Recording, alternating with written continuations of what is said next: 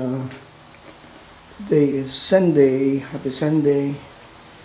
So bago tayo uwi ng Mindanao, mag-general cleaning muna tayo dito sa condo ng aking minamahal na tito. Yan. Para at least malinis kasi gagawa ako ng ads, marketing ads for rental or renting ng condominium na to. So guys, hindi tayo pinalad nung interview kasi hindi ko alam kung paano sabihin, unprofessional ba or something happened doon, baka may niluto na or ano. Yun, sayang ayan, no? Dami kong dinalang damit. I was being ready to get interviewed and hoping for a good opportunity sana. Kaya lang walang nangyari. Yan, dalawang shoes. Yung isa binigay ni Tito, yung isa hinaram ko. Tsaka ito, lucky dress ko sana, pero sige lang, okay lang. No worries, maybe there is a reason for everything na kung bakit ganun ang nangyari. However, we still don't have, we are not losing the hope naman na magkakaroon tayo ng future or a good for opportunity in the near future or later on. So sige lang, at least sa ngayon, meron naman tayong na-comply or na-complete na task kahit gano'n ang nangyari. Pero siguro bukas or mamaya, if there's still that mayroon pa akong oras, pupunta ako ng Baclaran to purchase something sa mga student ko. Dahil syempre, nagtuturo ako ng martial art. Kailangan ko silang i-prepare for the tournament next year. Bibili ako pag may pera ako. And then yun, mag-general cleaning ako ngayon para at least kahit papaano okay naman yung iiwanan ko sa condo, magiging malinis siya. Yan. Guys, linis. Split type pa lang ginagamit ko, sobrang lamig ng split type. Aircon, saka syempre, tipid-tipid. Habang wala pang nakatira, kailangan magtipid, diba? Sa Manila kasi ganun din dapat. Kahit saan naman, na pag wala tayo, maayos na dito. Kailangan tipid-tipid.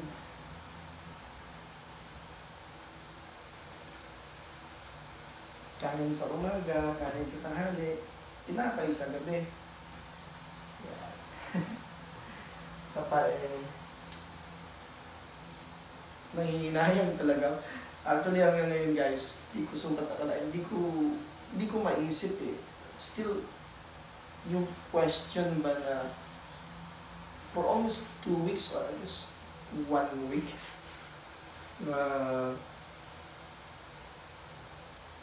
nag-prepare ako sa sarili ko, and I'm not telling everybody na meron akong call dito sa Manila kasi sabi ko it will be a surprise na kumbaga nasa kamay ko na ba if yung opportunity or yung favor nasa kamay ko na sa kanila sasabihin nila ayun, kumbaga paalis na ako ano. Wala hindi ko talaga na kumbaga sa maganda naman to, walang Diyo. Ay, nalang. Ito pa yung TV na to. Bala kong itabi sa gilid eh. Kasi, walang sisilip dito pag umalis ako eh. Si Tita Vanji, in case of emergency lang pag, alam mo na, earthquake, sayang mahal nito, ang ganda nito. At Samsung na, ewan ko kung touchscreen to. Saan kayong cartoon nito? Kunting linis lang naman to kasi hindi naman nakakapasok yung alikabok dito sa condo. May ventilation naman siya eh, actually.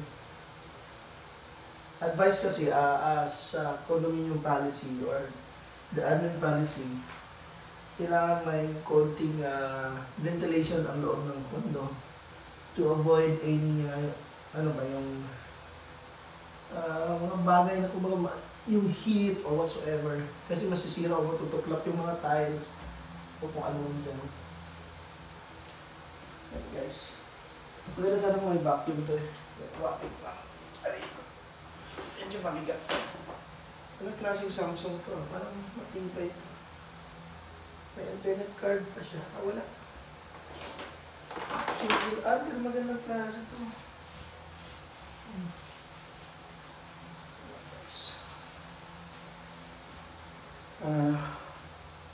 Next week, tuturo ako sa mga student kasi medyo yung schedule.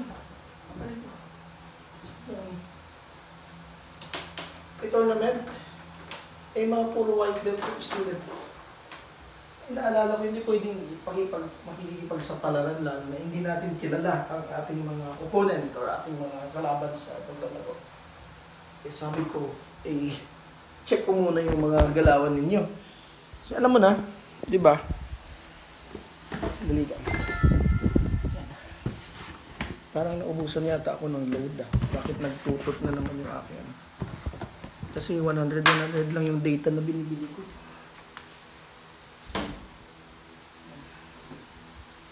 Total general cleaning tayo. Humidifier yata to or perfume. Humidifier. Diba? Baliktad pa. Dapat ka na ay. Buhay. Sana naman. Makonsensya kayo. Bakit nyo ginawa sa akin ito? Ano ba ang purpose nyo? And you're not telling me earlier na ganun pala. Ay, nalang buhay. Some kind of, sabihin ko na nga, very unprofessional na approach. Pero sana sa susunod, ayusin mo nila kasi siyempre it's a Ramco standard. It's S&P. They should know the process, kumbaga. It's not that may nakuha ka na, you don't need to give the chance to the other persons to get interviewed or, yung favor ba.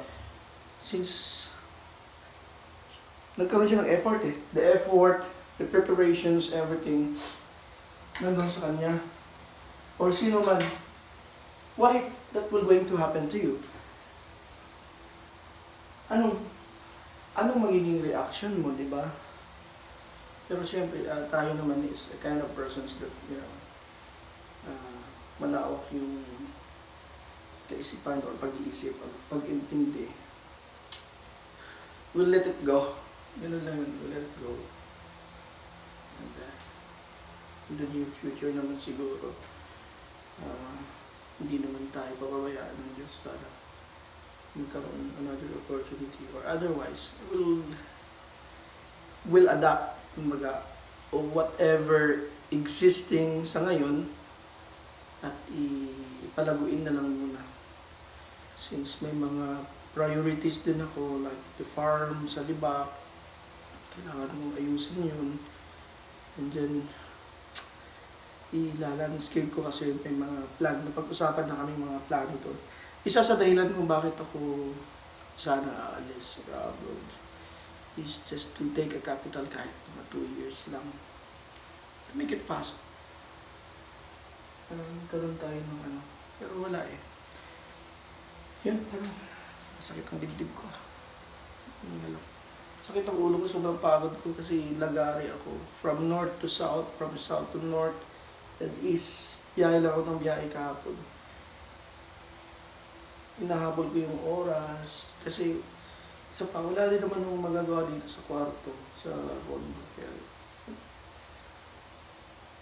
maya-maya mga alas 8 darating din si Tita Vanji. Hingi ako ng pabor. Tita, padala ka ng sabon. Maglalaba ako ng mga bedsheets at saka yung mga damit ko. Ito may washing machine naman din. Saka automatic naman. Automatic drying na yun. Konting sampay lang. At hindi ko alam. Bahala na kung may oras na magbabaklaran ako kasi alas 10 pa naman magbukas yung for department store. So, siguro magbabaklaran ako. Check ko doon kung may sapatos sa ISA for school shoes niya. Yun. So, hanggang dito na lang muna guys. At mamaya, subaybayan nyo or abangan nyo ang ibang videos. Pagpasensya nyo na kung medyo matagal ako hindi nakapag-upload sa farm or farming adventure natin at sa ibang adventures natin kasi medyo busy at maaga pa ako nagigising minsan at magluto ng mga ulam sa kantin. Alam mo naman kailangan natin kumain. Kaya yun. Basta wag lang kayong magsawang sumubaybay sa mga realidad ng buhay ko at alam mo yun.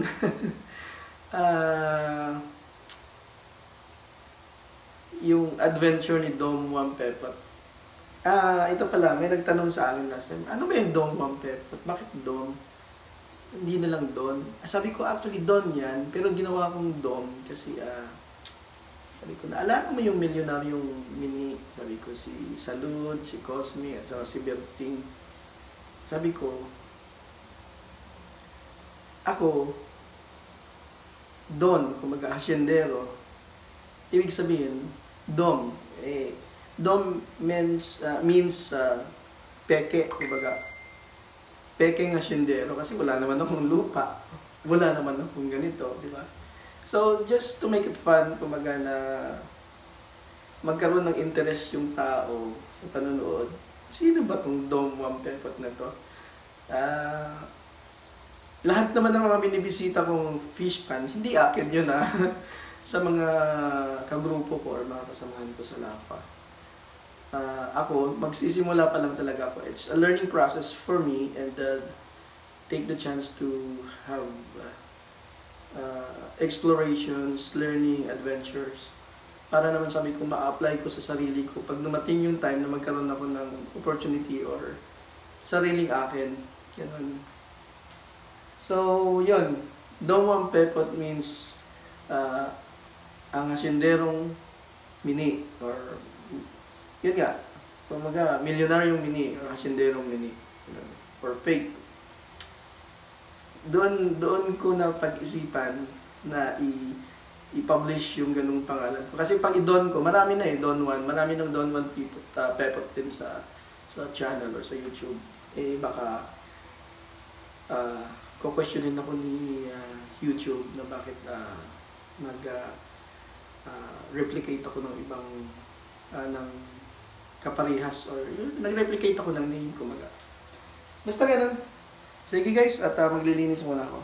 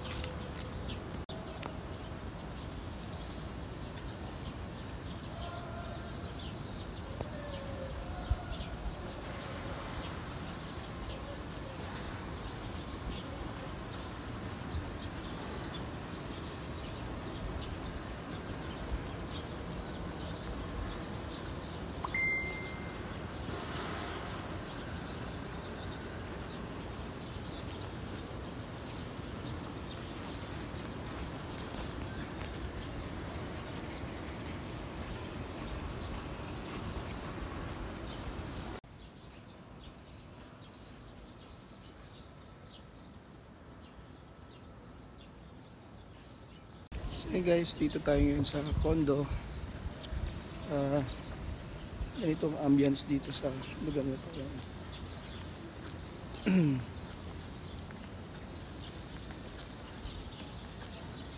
Meron tayong kunting upuan.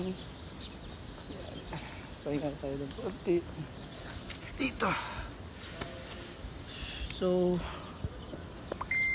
ito, kung sinong gustong mag-inquire, walang problema, pwede kayong mag-PM sa akin, yung mga bakasyonista niyan, pwede kayong lumagi dito sa aming accommodations. At kung ilang araw nyo gustong magstay, walang problema. At anytime nandito naman ako, contact nyo lang ako or si Tito. So yan, ganitong locations dito, ganitong area, napakasarap ng ambience. Yan, kita nyo, para ka lang nasa abroad. So yan guys, ang gagawin ko ngayon is pupunta ako ng Shaw Boulevard, ikipag-meet up sa isang friend ko at family friends na meron kaming konting negosyong pag-uusapan. So, well organized siya, tsaka may mga policies din yan. Yan. Tapos in terms naman sa guidance, halimbawa may magliligong bata, ayan, napakaganda talaga. Kita mo, ayan. Meron silang mga lifeguard. Tapos may mga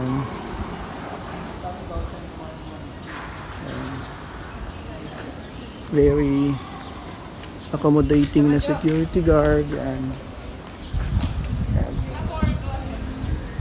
Ganda talaga siya dito kasi yan.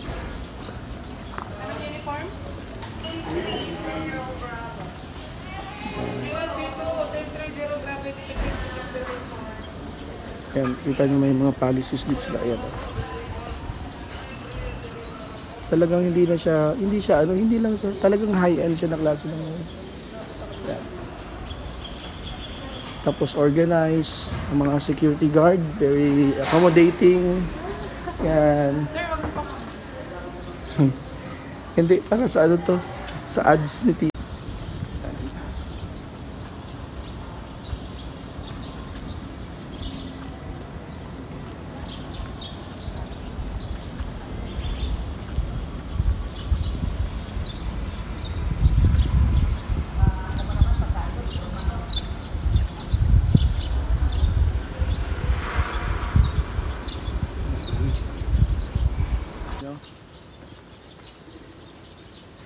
Ayan. Ito ang building 3. Mga old buildings siya, malalaki ang area, ang space dito. Doon sa kabila, ito yung building 7. Accommodated na rin siya kasi mga lumang buildings yan. Ayan.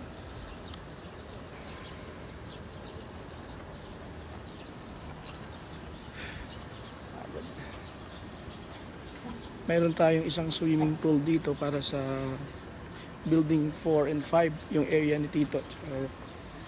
Yung area namin dito, yan. Kita nyo naman, di ba? Sarap. So, ano pang inaantay nyo? Ang mga taga-abroad, contact nyo lang ako kung gusto nyo magstay dito. Welcome na welcome kayo.